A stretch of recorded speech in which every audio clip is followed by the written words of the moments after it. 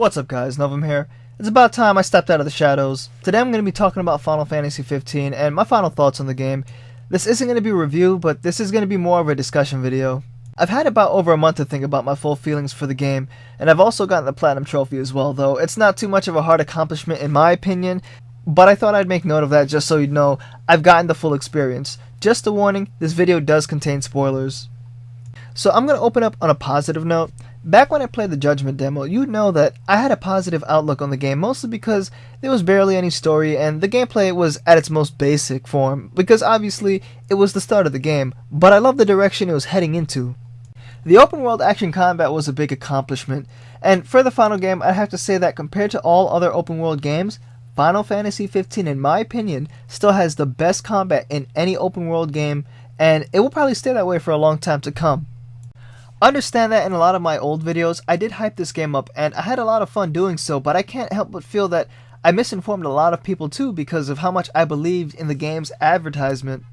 And I feel like I need to state that I do feel this game has numerous issues on its own spanning across different categories such as the story development, certain game design elements, and recently discovered glitches that have revealed a lot that went missing from the final product. What I'm about to speak of has nothing to do with my personal attachment to Versus 13, Nomura's project, or even the game we saw in 2013, even though I did wait 10 years to see Noctis finally have his own game. What I'm going to talk about is the game that Hajime Tabata directed and had shown off since 2014. I feel it's the only fair way to speak about the subject. Comparisons can be made forever about Nomura versus Tabata, but that's a topic for another day. Final Fantasy 15 is a controversial game, it's no secret.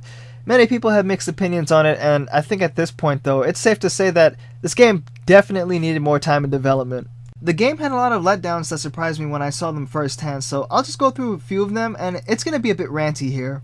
First off, I felt having the invasion was something the game needed to kickstart the story and let off that sense of urgency which the game quite frankly lacks. Replacing that with the Kingslave movie was, in my opinion, a mistake. And as harsh as it sounds, I think that the opening moments of the game having you kill 3 scorpions and helping Dino with his errands were bland, and they didn't seem like they had much thought put into them. Most of the cities were not truly explorable. At best we got one Street of Insomnia, Tenebrae is a background, Niflheim is also a background, and Altissia is the only city, but it's actually very small scaled compared to what they advertised. As I've said earlier, I felt the advertisement felt really dishonest. I would have thought that seeing Tenebrae uncovered that we would go there and explore the town, the floating castles, but you never even see Tenebrae like this. A lot of content from Tabata's own trailers went missing, such as the red sky, CGI scenes with core CGI scenes from the invasion, the Dawn trailer wasn't in the game at all.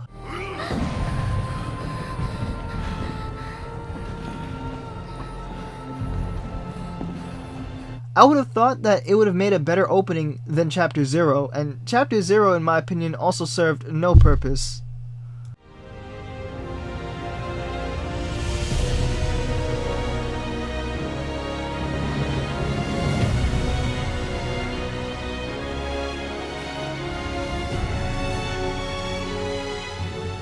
Characters like Regis, Ravis, Luna, Idolus, Gentiana, Versatile, Core, and probably others in the game have next to no development besides the main cast and Arden. I find it funny how the voice actor for Regis oddly speaks of Regis's personality, but realistically, Regis only had several lines of dialogue in the first scene of the game, and that was probably it. You cannot turn back. King Regis is a very wise, loyal, courageous ruler, and he has to make some tough decisions. What stood out about him to me was his love for his family, his willingness to protect his people. I have no idea who this character is, other than he is the father of the main character and the king of the city. Again, I did watch Kingslave, but seeing him do his kingly duties doesn't give me much of his personality. What was he like when he was with Noctis when they spent time together? These types of things are necessary for us to develop a bond with these characters. And we know Tabata advertised this game at one point as a story about bonding between father and son when none of that is actually in the game. Luna is another one. Tabata advertised Luna as a strong female character. We barely see anything of Luna, and I'm supposed to be convinced that we should care for her. And the few moments we do actually get to see her, she's instantly killed off. As a matter of fact, I don't even think Noctis and Luna spoke in person as adults at all. I especially thought that Luna's death scene was not properly executed. First off, there wasn't enough reason for me to care about the character. What's most important is the build-up, the investment in the character. Then comes the payoff, which is the death scene, which should amount to sadness, but it's not like that. It's quite literally the payoff without the build-up. Idolus Aldercapt, the evil emperor of Niflheim, who stole the Crystal of Insomnia. What were his plans? I dare say everything has proceeded according to plan. No? So it has. We have broken the wall. All that remains is to break the city. Shall we take our leave then? The sun will soon set. We need not be here to witness the terrors of the night. We may never know what his plans were, and he was turned into a demon off-screen. Truly be. The Emperor does seem kind of keen on the ring. Shall we fight him? Take mercy. The Empire shall stand. The lands. By the crystal's light, we shall flourish. I shall arise as ruler of the world. All right.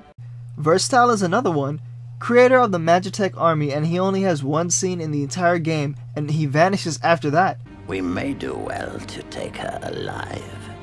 The Six wield power beyond our imagination. The Oracle holds the key for the king. She could unlock many secrets. Nay, High Commander. Oh, and did I mention he's also the father of Prompto according to the Final Fantasy XV official strategy guide, but the game never tells you that unless it happens in a DLC, which I'm also not a fan of. I barely know anything about Gentiana other than the fact that she is Shiva and watched over oracles, but I guess that's okay. There comes a point in the story where Arden is about to give a little backstory on her, but she freezes his mouth shut, and it really felt like this game just pulled a Destiny and wanted to do its best to hide all of the story from the player. The face you wore the day.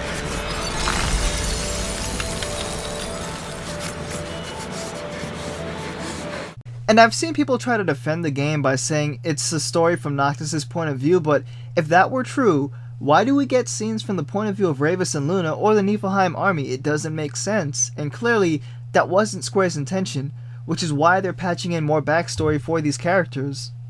The story tries to finally explain itself when you get to Bahamut at the end of chapter 13 inside of the crystal and dump all of this information on your head. This right here is just a sign of bad pacing. It seems like they didn't know how to properly spread the info into a coherent story.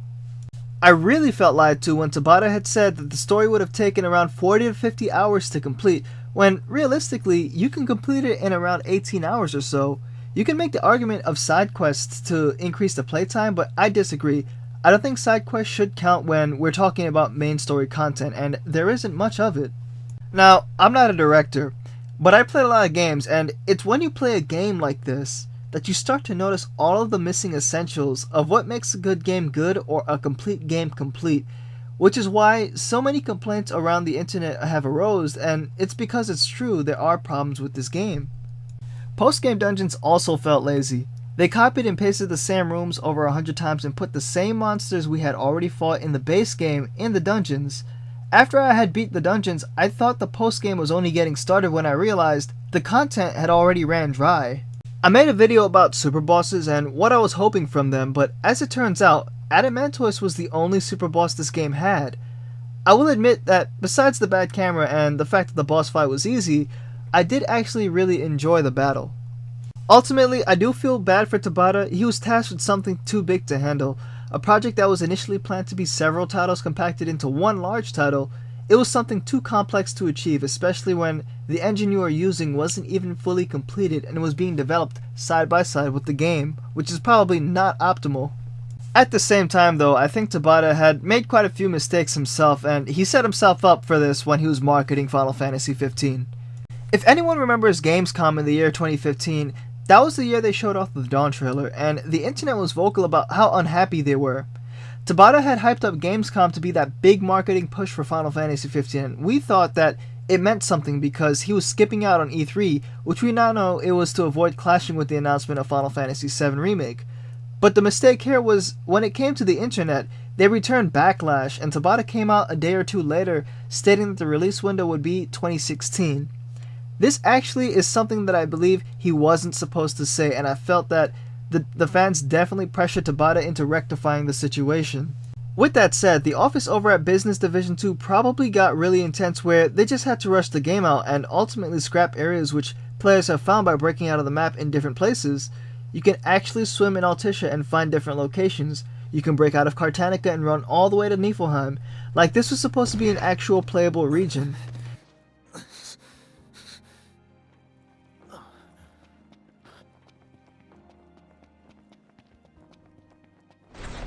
The actual game doesn't have much variety in its setting. It was mostly just Lead and Discay, which disappointed me because I had already played a lot of the Judgment demo and Episode Discay, which is already like half the game right there.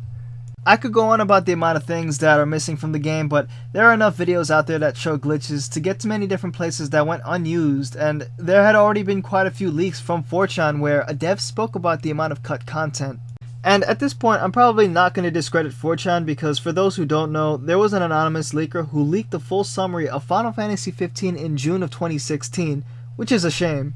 People say that when you play something, you can always imagine that the devs could have added something more to that game, but sometimes there are just some essentials to RPGs in general that you should not miss, such as a data log or a journal that explains the in-game terminologies, events, or even a model viewer like other RPGs have. You would think that for the people to understand the story, if they didn't see Kingsglaive, they would have been given some form of summary, but they didn't have that. Tabata made it so that external material was needed to understand the main story of Final Fantasy XV, and even then, it doesn't do that good of a job. It's like they were trying to recreate the universe of Final Fantasy VII, but they missed the whole point that Final Fantasy VII was a complete and popular game on its own right, and then the additional material like Crisis Core or Advent Children came after the core game left its mark. You don't fragment the game into a movie, anime, audiobook, and DLCs to try and tell a single story. It's not right. Especially when the main story is only 18 hours when older games in the series were easily over 30 hours. I just can't defend this. Anyways, all of the negativity aside, I wouldn't call this a review, but I'd score Final Fantasy XV an 8 out of 10 as a game, with all my personal gripes aside. Yeah, it's a decent game, but ultimately I am disappointed. This is not the game that tops Final Fantasy VII in terms of impact, popularity, or quality. This feels more like an experimental step used on a concept that deserved so much better. I know a lot of this has already been said, but I thought it'd be best that I got this off my chest. I don't feel like I can easily close the book on this game, but it certainly has made me a lot more cautious now when looking forward to big releases. I may cover my thoughts on the DLC as it comes along, and maybe I might do a video a year from now on how I feel about the game when they finish fixing it up. Anyways, I hope you can understand where I'm coming from with this. Thank you for watching.